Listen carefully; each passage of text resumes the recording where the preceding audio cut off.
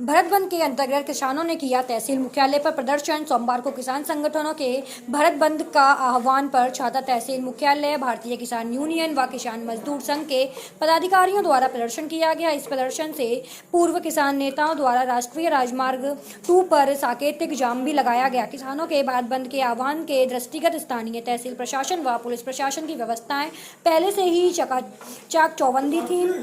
जब किसान संगठनों के नेता प्रदर्शन के लिए तहसील मुख्यालय पहुंचे तो प्रशासन द्वारा तहसील मुख्यालय का गेट लगाए जाने से गुस्साए किसान वहीं जमीन पर बैठ गए और नारेबाजी करने लगे। अचानक किसान नेताओं द्वारा उठाए गए इस कदम से प्रशासन सख्ते में आ गया। उप जिलाधिकारी छाता हनुमान प्रसाद मौर्य व पुलिस क्षेत्राधिकारी छाता वरुण कुमार सिंह के समझाने पर किसान प्रतिनिधि मान गए और उन्हें राज्यपाल के नाम पर संबोधित ज्ञापन भी सौंपा गया। इस संबंध में युवा किसान नेता चंद्रपाल सिंह यदुवंशी ने जानकारी देते हुए बताया कि वहीं इस संपूर्ण कार्यक्रम के संबंध में किसान मजदूर संघ ब्रज प्रांत के अध्यक्ष दीपक चौधरी ने जानकारी दी। नेताजी, आपसे जाने आज किसानों का जो प्रस्तावित भारत बंद था कृषि कानूनों के विरोध के बारे में क्या कुछ कहेंगे? क्या कुछ आपकी आज की रणनीति रही, क्या प्रक्रिया रही? देखिए, संयुक्त किसान मोर्चा के राष्ट्रीय आह्वान पर चूँकि इस आंदोलन को पूरे 10 माह पूरे हो चुके हैं, तो हर महीने की 27 तारीख को किसान अपना विरोध प्रदर्शन किसी न किसी रूप में करते हैं। जो राष्ट्रीय आह्वान पर आज ये कहीं चक्का जाम था, तो कहीं सांकेतिक चक्का जाम था, तो कहीं ज्ञापन का माध्यम था। अपने अपनी तरीके से उन्होंने रूपरेखा तैयार की है, जहाँ जिस तरीके से बन पड़ा। हम लोगों ने सांकेतिक जाम किया और उसके बाद हमने हाईवे पे से जो है चक्का जाम करने के बाद में फिर हम लोग यहाँ तहसील परिसर में आए और यहाँ पे आने के बाद हम लोग यहाँ धूप में बैठ गए, क्योंकि जाना तो हम हाईवे पे था, लेकिन प्रशासनिक अधिकारियों ने गेट पर ताला लगा दिया। फिर हम उसके बाद वहीं बैठ गए। तो हमारी जो प्रमुख मांगे हैं उसमें 3 प्रमुख मांगे हैं कि सबसे पहली मांग है कि तीनों कृषि काले कानून जो जून के महीने में जब भयंकर कोरोना काल था, तो उस वक्त ये केंद्र सरकार जो मोदी सरकार है ये लेके आई आनन फानन में, जिसकी कोई ज़रूरत नहीं थी, ना कोई आवश्यकता थी, ना ही इन्होंने लोकसभा में कोई बहस की, चर्चा करी।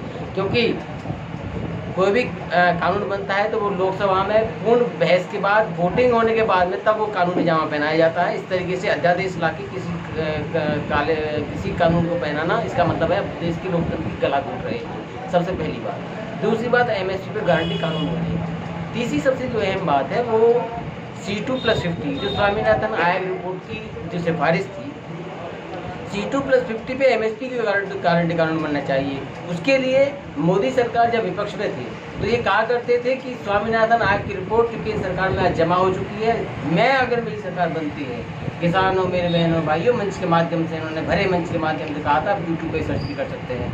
तो उन्होंने कहा था कि मेरी सरकार बनते ही हम इसे C2+50 पे MSP का गारंटी कानून देश को बना के हम युवाओं किसानों को देना चाहते हैं। तो फिर किसानों ने बेमुश्त और बेइंतहा प्यार करते हुए लोगों की सरकार को बनाया।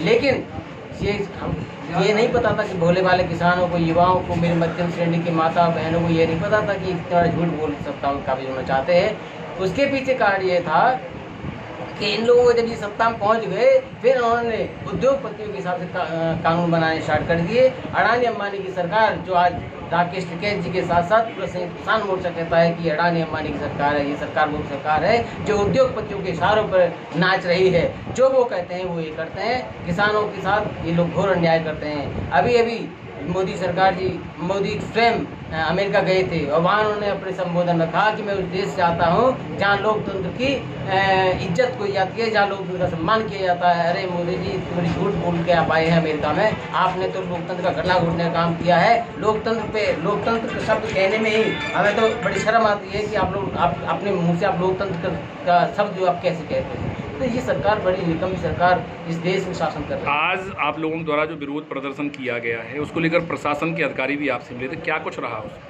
देखिए, हमने अपना विरोध प्रदर्शन किया, तहसील परिसर में आए, हाईवे पे यहाँ गेट पे हम लोग बैठ गए। उसके बाद जब प्रशासनिक अधिकारियों ने ताला जड़ दिया तो आदरणीय करुआ जी जो भारतीय किसान यूनियन से हैं, तो उन्होंने कहा कि आप इसको खुलवा दीजिए वरना हम इसको तोड़ देंगे। तो फिर वो प्रशासनिक अधिकारियों ने सोचा कि क्यों खामा झमेला इकट्ठा किया जाए, शायद मुझे ऐसा लगता है। उन्होंने वो गेट खोल दिया। तो करुआ जी ने कहा था कि हम लोग खुले आसमान में बैठ के और खुली बात हम खुले मंच के माध्यम से करते हैं। हम लोग बंद कमरे में बैठ के कभी भी हम आंदोलन हम नहीं करते हैं। तो उसके बाद उन्होंने गेट खोल दिया।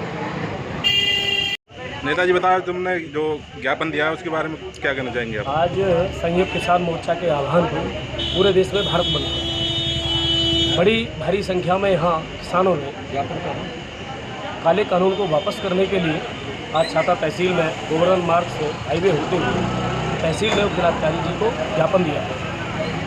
हम सरकार से आग्रह करते हैं कि ये लड़ाई अब केवल दिल्ली में नहीं रही है, ये लड़ाई अब हर किसान के चूल्हे और चौखट तक पहुंच गई है। सरकार से ये हमारा निवेदन है कि इस काले कानून को आप वापस लें और जो MSP है उस पर आप कानून बनाएं कि किसान की कोई भी फसल किसी भी कीमत पर MSP से कम रेट पर नहीं ली जाएगी। इसके लिए दूसरी जो हमारी क्षेत्रीय मांग है छाता शुगर मिल की, तो बड़े बड़े आंदोलन होते रहे हैं और भारतीय जनता पार्टी की जिम्मेदारी बनती है कि 2014 से लेके और 2019 के चुनाव तक, चुनाव चाहे छोटा हो चाहे बड़ा हो, उन्हें यहाँ की जनता ने भरपूर सहयोग किया है और मैं ये विश्वास जताया कि छाता शुगर मिल ये लोग जल्द चालू करवाएंगे।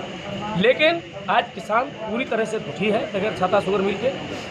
हम ये चेतावनी दे रहे हैं कि दोनों जगह आपकी सरकार है, आप कहीं से भी बजट लाइए, कैसे भी चुनाव से पूर्व आप छाता शुगर मिल को चलवाइए, अन्यथा आम किसान मजदूर इन भारतीय जनता पार्टी के लोगों को गांवों में घुसने नहीं देंगे। दूसरी बात, अभी जो कई गांव हैं हमारे बुखरारी, बरका, सुजावली, जाब, इधर धमसिंगा, तुमोला और कई गांवों से किसानों के टेलीफोन आ रहे हैं कि पिछले दिनों में जो बारिश के साथ जो तेज़ हवा आई है इसको पानी भरा हुआ है और ऊपर से फसल जो है एकदम हवा से लौट गई है खेतों में। तो हम ये प्रशासन से मांग करते हैं कि आप जल्द टीम गठित करके उसकी जांच करवाइए, वहाँ कितना नुकसान हुआ है, किसानों की आप मदद करवाइए। दूसरी बात हम रख रहे हैं कि जो मोटे धान की जो आवाज़ पहुँचने लगी है मंडी में, उसके लिए 90% किसान का जो है रजिस्ट्रेशन नहीं है। तो हमने उपजिलाधिकारी जी से ये मांग की है कि आप कम से कम 2 कॉर्नर वहाँ मंडी में खुलवाइए और 2 कॉर्नर कम से कम यहाँ तहसील में खुलवाइए, जिससे किसान आएँ और अपना रजिस्ट्रेशन करवाएं और उनकी सीधी MSP रेट पर मोटे धान की खरीद हो। तीसरी बात रखी है हमने, जो हमारा किसान जहाँ से बासमती धान को हरियाणा ले जाता है तो वहाँ पुलिस ऐसे भागती है जैसे किसान अफीम बेचने जा रहा है। तो हमने SDM साहब को और क्षेत्राधिकारी महोदय को ये हमने अपना विषय रखा है कि आप हरियाणा के प्रशासन से बात करिए। एक तरफ सरकार कह रही है कि हमने ये छूट कर दी है कि किसान अपनी फसल को कहीं भी बेच सकता है और दूसरी तरफ वहाँ पुलिस ऐसे भागती है जैसे किसान कोई अवैध वस्तु लेके वहाँ बेचने जा रहा है। इन्हीं बातों को लेकर आज हमने ये धरना दिया है। जय हिंद, जय भारत। सर बताएं, आज किसानों ने आपको यहाँ बुला के क्या कुछ कहा है, क्या कुछ आपको लिखित में दिया है? आज ये संयुक्त किसान मोर्चा की ओर से एक समूह ने अपना एक ज्ञापन दिया है जो महामहिम राष्ट्रपति महोदय को संबोधित है। इसे नियमानुसार उन्हें मेरी ओर से जिलाधिकारी महोदय के माध्यम से प्रेषित कर दिया जाएगा। साथ ही साथ कुछ और मुद्दे मौखिक रूप से भी उठाए गए हैं कि किसानों के धान खरीद में किसी तरह की दिक्कत ना हो। साथ ही साथ अभी भारी बरसात से कुछ गांवों में पानी भराव से नुकसान की बात कही गई है। मैंने इन्हें आश्वस्त किया है कि ना तो धान खरीद के मामले में किसी किसान को कोई दिक्कत होने पाएगी और जहां तक नुकसान की बात है उसका सर्वे का कार्य मेरे द्वारा शुरू करा दिया गया है। जल्दी से जल्दी कंप्लीट करा करके उसे और जो भी देयता बनती है नियमानुसार वो किसानों के लिए किया जाएगा। किसानों के साथ कहीं पर भी किसी तरह का कोई अन्याय नहीं होने पाएगा, उन्हें पूरी तरह से आश्वस्त किया जाएगा।